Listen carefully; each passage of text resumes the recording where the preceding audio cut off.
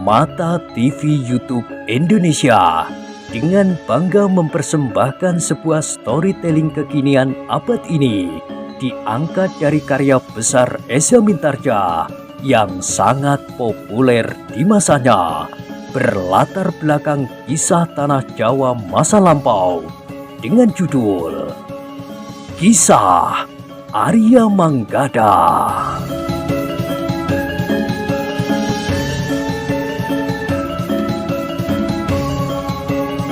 Pada kesempatan yang sangat baik ini, kita masuk pada episode yang ke-26. Selamat menikmati.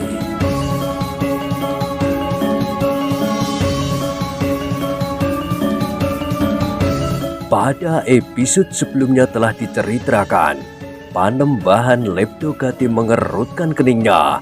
Namun kemudian ia menengadahkan wajahnya sambil tertawa. Ajar Pangukan, siapakah sebenarnya kau sehingga berani berkata seperti itu? Apa hakmu dan apakah landasan kekuatanmu menangkap aku? Aku adalah Ajar Pangukan, seperti yang Panembahan lihat. Tetapi aku di sini bekerja sama dengan prajurit Pajang yang tidak berkenan menyaksikan tingkah lakumu. Kanjeng Sultan Pajang menganggap kau bersalah, setidak-tidaknya menduga kau melakukan kesalahan. Karena itu, kau harus ditangkap dan dihadapkan pada Kanjeng Sultan Pajang atau orang yang akan ditunjuk mengadilimu. Panembahan itu masih saja tertawa. Katanya, kau kira aku menjadi gentar mendengar nama Sultan Pajang? Kau kira Joko Tingkir, gembala yang kebetulan dapat menarik perhatian Putri Sultan Trenggono Demak, harus ditakuti? Tidak, Panembahan. Kau tidak usah berhadapan dengan Joko Tingkir atau yang lebih dikenal dengan nama Mas Karepet itu. Meskipun kau tidak sekarang Kebundanu dari Banyu Biru yang kepalanya pecah karena benturan tangan Mas Karepet, tapi di sini pasukan Pajang telah siap menghancurkan padepokanmu. Padepokan sesat yang mengabdikan kepercayaannya kepada iblis dan kekuatan hitam lainnya. Jawab Ki Ajar. Tetapi suara tertawa Panembahan itu semakin keras, kemudian bahkan bagaikan menggetarkan lereng gunung. Gemanya memantul memukul setiap jantung orang yang ada di medan pertempuran itu. Ki Ajar harus mengerahkan daya tahannya untuk melawan getaran gema suara Panembahan yang menghentak-hentak, berlipat ganda dari suara tertawanya sendiri. Manggada, Laksono dan para petugas dari Pajang pun harus melakukannya pula. Namun ternyata getaran itu demikian kerasnya memukul setiap dada. Ki Wirodadi merasa betapa jantungnya bagaikan berhenti bekerja. Demikian pula para prajurit Pajang yang berada di medan itu. Para pengikut Panembahan itu telah mendapat petunjuk apa yang harus mereka lakukan agar jantung mereka tidak rontok. Mereka telah mendapat latihan bagaimana menutup lubang pendengaran dengan mengatur pernafasan. Dengan demikian, oleh pengaruh suara tertawa yang bergulung-gulung itu, para prajurit Pajang menjadi banyak mengalami kesulitan.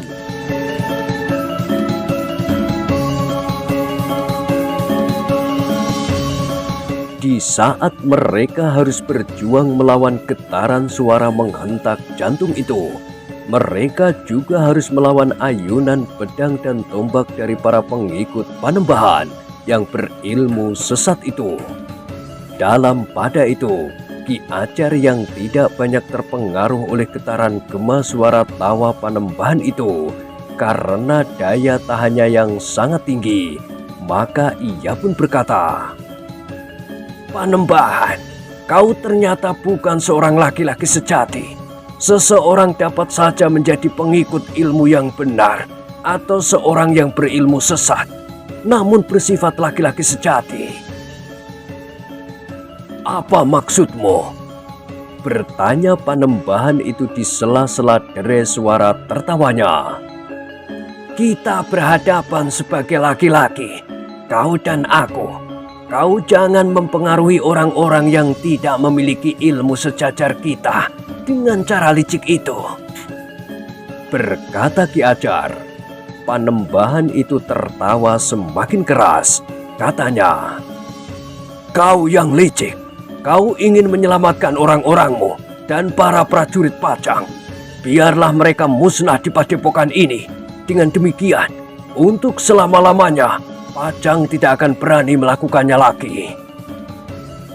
Panembahan itu sama sekali tidak mengendorkan serangan suara tertawanya. Sementara itu, para pengikutnya bertempur semakin sengit. Pada saat-saat korban di pihak prajurit Pajang mulai berjatuhan karena tekanan suara dan senjata lawan, tiba-tiba terdengar suara seruling yang melengking tinggi. Sebuah lagu menyayat terlontar dari seruling itu, langsung mengguncang udara. Getaran nada tinggi itu rasa-rasanya telah membentur gema suara tawa Panembahan yang lebih dahulu menggetarkan udara di lereng pegunungan itu. Dua jenis getaran saling membentur, namun dengan demikian kedua getaran itu saling menyerap, sehingga pengaruhnya semakin lama semakin kecil. Dengan demikian, prajurit Pajang yang hampir kehilangan kemampuan perlawanannya telah bangkit kembali. Maka pertempuran pun menjadi bergejolak kembali. Semakin lama semakin sengit. Panembahan Leptogati mengumpat keras. Ia tidak tertawa lagi karena ia sadar bahwa hal itu tidak akan ada gunanya. Ia kemudian berpaling ke arah sumber suara seruling yang menghentak-hentak dengan nada tinggi itu. Panembahan mengerutkan keningnya. Manggada, Laksono dan Ki Wirodadi ikut terkejut. Bahkan Ki Ajar memandanginya dengan heran. Luar biasa, desis Manggada. Ternyata orang bongkok itu memiliki ilmu yang sangat tinggi. Sementara Ki Ajar berkata kepada diri sendiri, sudah begitu lama ia bersamaku. Ternyata selama itu ia telah mampu meningkatkan ilmunya sampai tataran yang tertinggi di luar pengamatanku.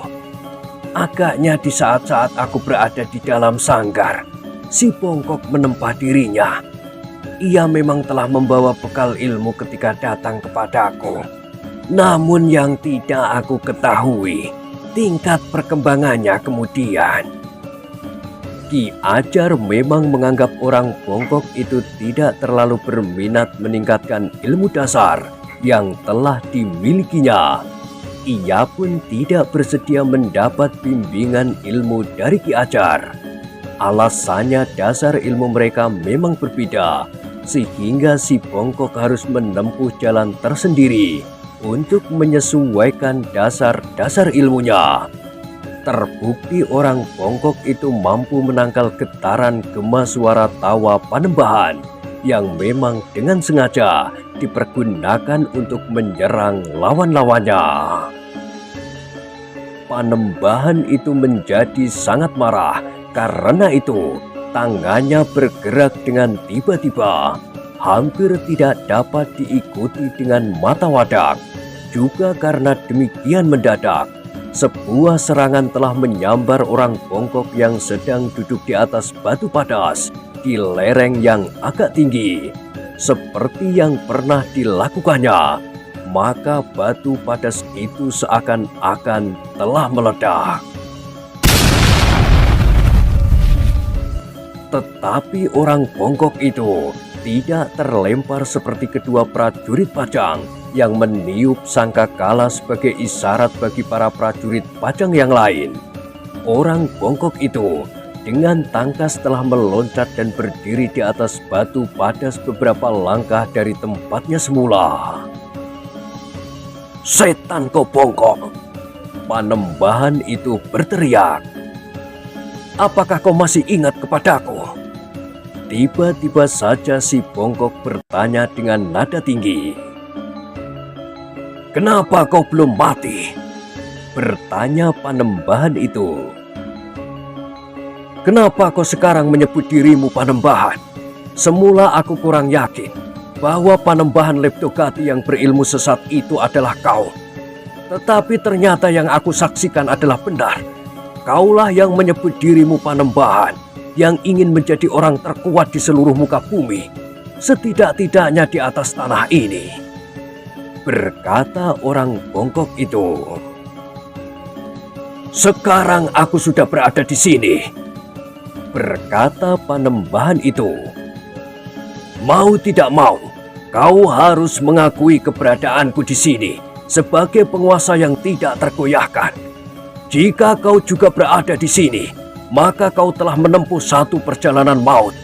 Sebab hanya akulah yang boleh tinggal hidup di antara kita. Kau dapat meloloskan diri saat itu, tetapi sekarang justru kematianmu atas kemauanmu sendiri." Si bongkok tertawa. Katanya, "Kita berbekal ilmu yang sama.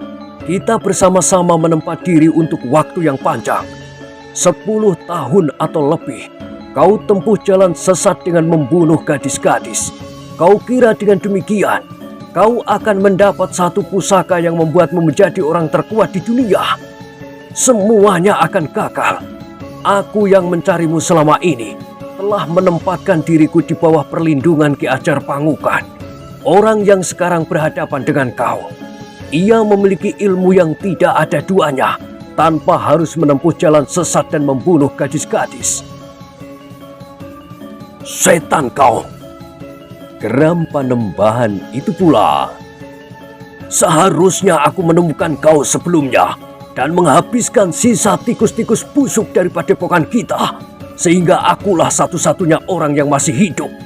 Tetapi kau bersembunyi dengan rapat.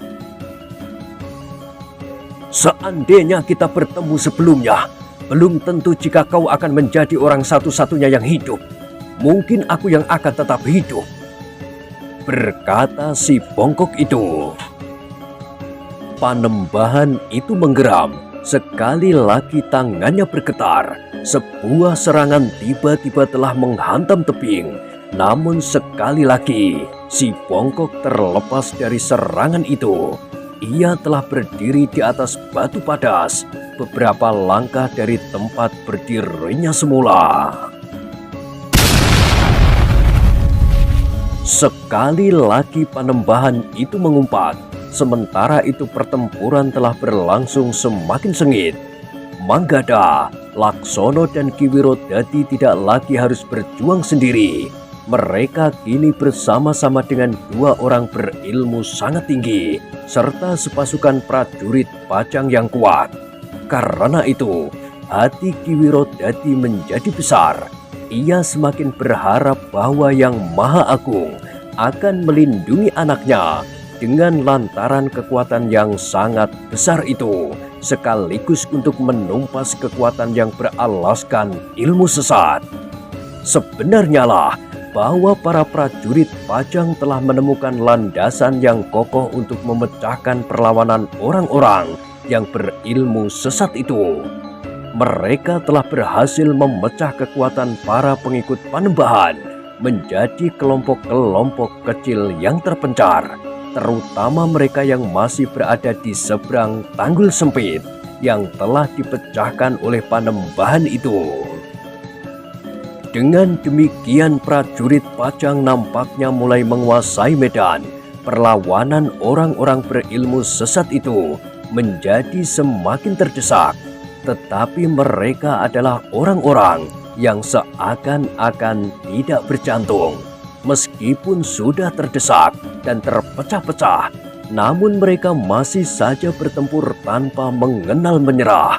Bahkan rasa-rasanya mereka bukan lagi orang-orang yang mengenal takut, tetapi benar-benar tidak berperasaan.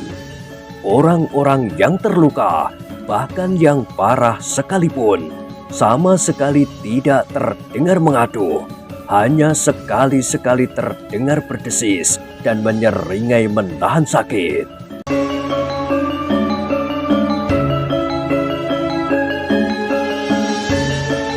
Panembahan itu pun akhirnya melihat juga bahwa orang-orangnya semakin lama menjadi semakin tidak berdaya.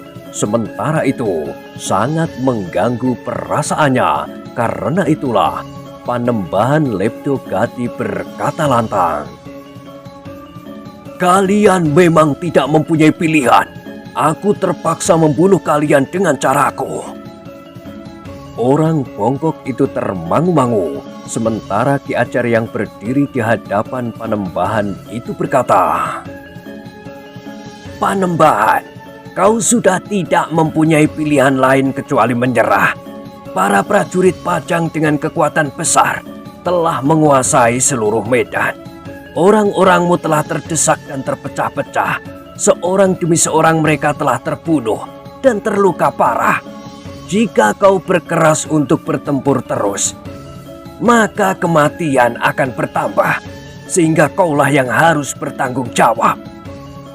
"Persetan, kenapa tiba-tiba saja kau menggurui aku?" sahut Panembahan itu. "Bersiaplah untuk mati, kau dan orang-orangmu. Jika orang-orangku ikut mati, itu adalah salah mereka sendiri." Ki Ajar termangu-mangu sejenak. Tiba-tiba saja dilihatnya Panembahan itu bergeser surut. Namun kemudian Panembahan itu telah mengambil sesuatu dari dalam kantong yang tergantung pada ikat pinggangnya yang besar. Ternyata sebuah bumbung yang agak panjang. Dengan serta-merta Panembahan itu telah membuka tutup bumbung itu dan kemudian memutar bumbung itu di udara. Dari dalam bumbung itu keluar asap berwarna kekuning-kuningan. Asap yang mengepul dan kemudian menghambur di sekitarnya. Semakin lama semakin meluas ke seluruh medan.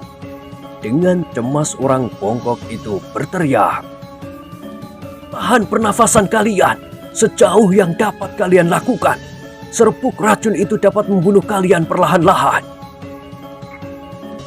Sebenarnya lah, serbuk itu akan dapat membuat orang menjadi lemas. Serbuk yang berwarna kekuning-kuningan itu akan terhisap beserta tarikan nafas dan meracuni bagian dalam tubuh. Panembahan itu kemudian tertawa berkepanjangan sambil berkata, "Kalian tidak akan dapat menahan nafas untuk waktu yang terlalu lama.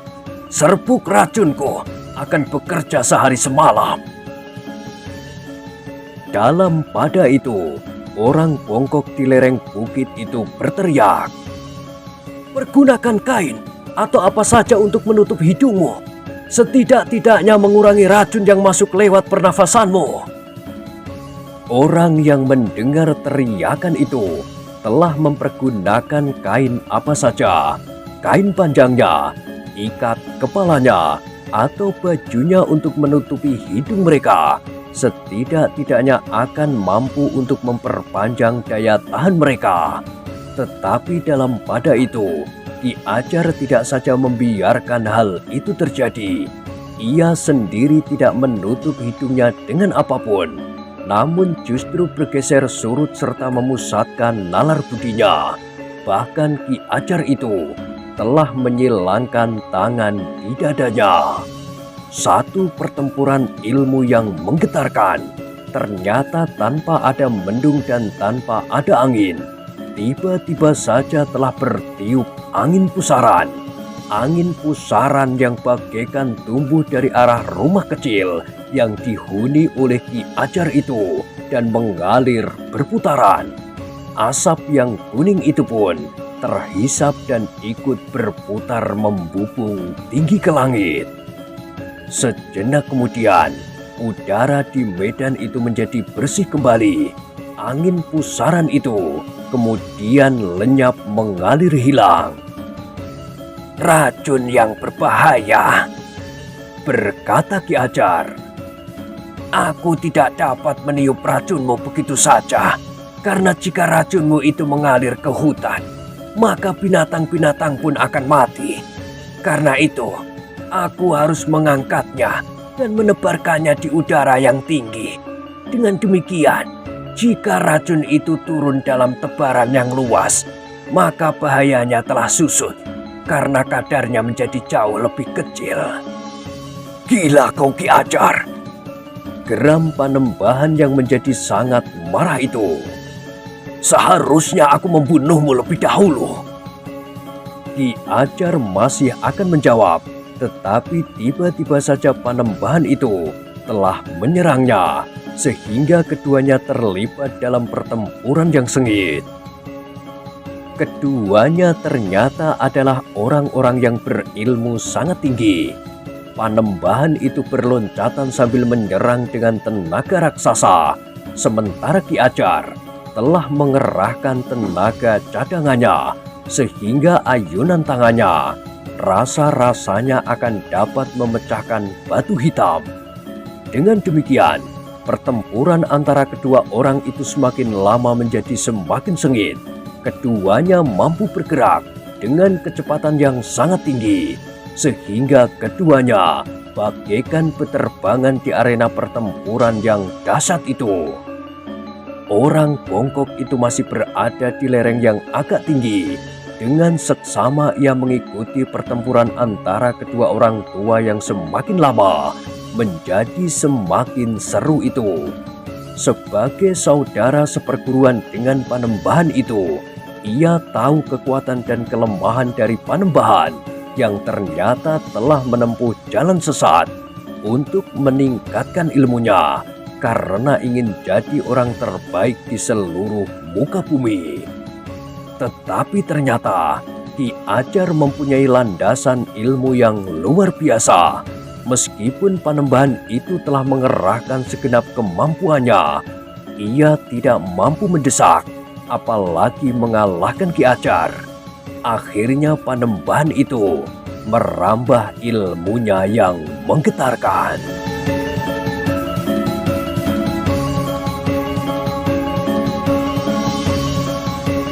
Ketika keduanya sedang bertempur dengan serunya, tiba-tiba saja Panembahan itu meloncat mengambil jarak. Dengan segera Ki Ajar menyadari apa yang akan dilakukan Panembahan itu. Karena itu, Ki Ajar pun bersiap dengan landasan ilmunya pula. Sebenarnya lah, sejenak kemudian Panembahan itu telah meluncurkan serangannya dengan mengacungkan kedua tangannya ke depan dengan telapak tangan terbuka menghadap ke arah Ki Ajar itu. Namun Ki Ajar sudah bersiap sepenuhnya. Dengan tanpa meloncat mengerahkan tenaga, Ki Ajar telah bergeser dari tempatnya. Seakan-akan tubuhnya terdorong menyamping beberapa langkah dengan sikap yang tidak berubah. Serangan Panembahan yang tidak mengenai sasaran itu meluncur dan menghantam rumpun bambu di sebelah rumah Ki Ajar. Rumpun bambu itu bagaikan telah meledak dan pohon-pohon bambu tumbang berserakan. Luar biasa. Bagaimanapun juga, Ki Ajar mengakui betapa dahsyatnya ilmu Panembahan itu. Demikian pula orang bongkok yang menyaksikannya. Karena itu ia pun meloncat semakin rendah. Jika terjadi sesuatu, ia akan dapat segera membantu Ki Ajar. Mungkin ia akan dapat membantu dalam serangan bersama-sama untuk mematahkan perlawanan Panembahan berilmu tinggi itu. Meskipun pada suatu saat takaran ilmu Panembahan itu sama tingginya dengan orang bongkok itu, tetapi justru dengan jalan sesat, ilmu Panembahan itu telah semakin meningkat meskipun belum dapat dikatakan terbaik. Tetapi Panembahan itu harus melihat kenyataan bahwa serangannya tidak mampu membunuh orang yang menyebut dirinya Ki Ajar Pangukan itu. Dengan mudah Ki Ajar Pangukan mampu menghindari serangan ilmunya yang dahsyat, sebagaimana orang bongkok di lereng tebing itu. Panembahan itu mengumpat kasar. Darahnya yang telah dialiri ilmu sesat bagaikan meledak. Karena itu yang membayang di angan-angannya tidak ada lain kecuali membunuh. Karena serangan-serangannya tidak mampu membunuh Ki Ajar dan orang bongkok itu, serta racunnya sudah terhambur dan tidak berarti sama sekali, maka Panembahan berilmu sesat itu mencabut kerisnya. Keris yang setiap purnama menghisap darah gadis-gadis. Keris yang akan dijadikan pusaka untuk mendukung nafasnya menjadi orang terkuat di seluruh muka bumi. Ki Ajar menjadi berdebar-debar melihat keris yang dilekati dengan darah yang telah membeku. Darah yang semakin lama menjadi semakin tebal itu. "Kau akan menjadi pengganti gadisku yang hilang semalam," geram Panembahan yang berilmu sesat itu. "Mudah-mudahan darahmu juga punya arti bagi kerisku ini. Meskipun keris ini belum sepenuhnya puas minum darah gadis-gadis, tetapi kekuatannya sudah melampaui semua keris di seluruh dunia. Karena itu, di hadapan keris ini, semua kekuatan dan kemampuanmu akan menjadi beku.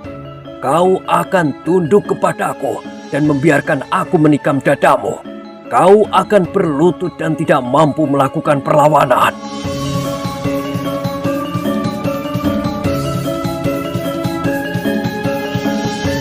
Ki Ajar termangu-mangu. Ia mendengar kata-kata Panembahan itu. Suara itu rasa-rasanya melingkar-lingkar di dadanya. Sementara Panembahan itu telah mengangkat kerisnya di atas dahinya. "Ki Ajar," berkata Panembahan itu, "dengar kata-kataku. Tidak ada orang yang mampu melawan kerisku. Kau pun tidak. Kau akan diam membeku dan membiarkan aku membunuhmu."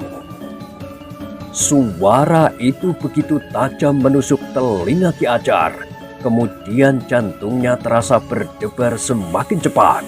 Suara itu adalah bagian dari ilmu Panembahan yang mampu mempengaruhi dan membuat lawannya seakan-akan menjadi beku. Selangkah demi selangkah, Panembahan itu mendekat dengan keris yang masih diangkat di atas dahinya. Sementara itu, pertempuran di sekitarnya menjadi semakin seru, mendekati saat-saat terakhir. Orang-orang berilmu sesat yang putus asa telah bertempur seperti orang mabuk, tanpa menghiraukan pengamatan-pengamatan yang diberikan oleh para prajurit Pajang. Dalam pada itu orang bongkok itu memperhatikan sikap Ki Ajar dengan cemas, seakan-akan Ki Ajar telah terbius oleh Panembahan yang kemudian mengangkat kerisnya semakin tinggi. Bahkan selangkah demi selangkah, Panembahan yang jantungnya bagaikan terbakar oleh kemarahan itu menjadi semakin dekat. Orang yang bongkok itu tiba-tiba saja telah meloncat ke atas sebongkah batu. Dilekatkannya serulingnya di bibirnya. Ia tidak mempunyai cara tertentu untuk membangunkan Ki Ajar dari kebekuannya. Dengan mengguncang jantungnya, ia berharap Ki Ajar akan terbangun. Namun sebelum orang bongkok itu sempat meniup seruling, ia terkejut. Kedua orang berilmu tinggi itu ternyata telah menentukan bagian terakhir dari pertempuran itu. Pada saat Panembahan itu berdiri 2 langkah di hadapan Ki Ajar yang nampaknya benar-benar telah membeku itu, maka diangkatnya kerisnya tinggi-tinggi. Panembahan itu sudah siap untuk membunuh lawannya dengan menghunjamkan keris itu di jantung lawannya. Namun yang terjadi adalah sebaliknya. Sebelum Panembahan itu menyarungkan kerisnya ke dada lawannya, maka tiba-tiba saja Ki Ajar telah melemparkan beberapa pasar kecil justru ke leher Panembahan Leptogati yang telah siap membunuhnya. Panembahan itu benar-benar terkejut. Ia tidak mengira bahwa Ki Ajar yang disangkanya telah membeku itu masih mampu menyerangnya, sehingga karena itu maka Panembahan yang sudah berdiri terlalu dekat itu tidak sempat mengelak. Dua buah pasir kecil menancap di lehernya, satu lagi di dadanya dan satu di pundaknya. Selangkah Panembahan itu bergeser surut, wajahnya menunjukkan kemarahan yang luar biasa. Dendam dan kebencian mewarnai sorot matanya. "Kau licik, Ajar gila!" geram Panembahan Leptogati itu. "Kau telah mencoba meracuniku." Ki Ajar itu berdiri termangu-mangu. Ia melihat Panembahan itu terhuyung-huyung beberapa langkah surut. "Aku tidak mempunyai pilihan lain, Panembahan," jawab Ki Ajar. Tetapi Ki Ajar itu terkejut. Dengan tangan kirinya, Panembahan Leptogati telah mencabut pasir-pasir kecil yang memang mengandung racun itu. Sejenak Panembahan itu seakan-akan memusatkan kekuatan lahir dan batinnya. Kemudian Panembahan Leptogati telah menghentakkan kekuatannya. Dari luka-lukanya yang beracun oleh pasir-pasir kecil itu telah memancar darah yang berwarna kehitam-hitaman. Namun kemudian darah itu telah berubah menjadi merah. Panembahan Leptogati itu pun kemudian telah meraba daun kerisnya yang bergetar, seakan-akan sesuatu telah mengalir dari kerisnya itu ke tubuhnya. Sejenak kemudian, darah yang mengalir itu telah berhenti dengan sendirinya. Racun di dalam darahnya yang masuk lewat jarum-jarum pasir itu ternyata telah dapat dihentakkan keluar. Panembahan itu tersenyum. Katanya, "Usahamu yang licik itu tidak akan berarti, Ki Ajar. Akan datang saatnya aku membalasnya. Aku akan menusukmu tidak dengan pasar-pasar kecil, tetapi dengan ujung kerisku."